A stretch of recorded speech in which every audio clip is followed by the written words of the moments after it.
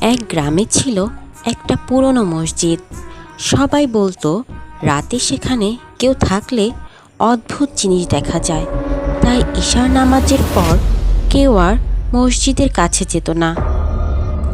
কিন্তু একদিন সাহসী ও ধর্মভীরু ছোট্ট জামিল ঠিক করলো সে ঈশার নামাজের শেষে মসজিদেই থাকবে, কোরআন তিলাওয়াত করবে আর নামাজ আদায় করবে। রাত গভীর হতেই হঠাৎ মসজিদের এক কোণায় একটা আলোকরশ্মি জ্বলে উঠল। জামিল ভয় পেল না। সে বলল, আমি আল্লাহর ওপর ভরসা করি। তুমি যদি জিন হও, আমি ক্ষতি করতে আসিনি, শুধু নামাজ পড়ছি।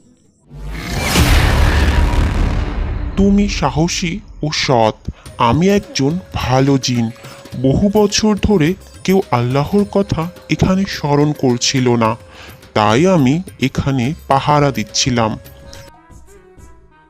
তুমি কোরআন পড়ো, আমি দূরে সরে যাব। আমরা ভালো জিনেরা নামাজ ও কোরআন ভালোবাসি।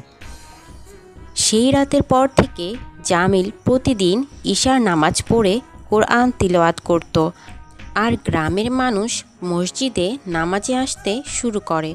পুরনো সেই মসজিদ আবার আলোয় ভরে উঠল। এই গল্প থেকে আমরা যা শিখতে পারি তা হলো আল্লাহকে ভয় করলে অন্য কিছু ভয় পাওয়ার দরকার নেই। ভালো কাজ করলে এমনকি জিনেরাও সম্মান করে।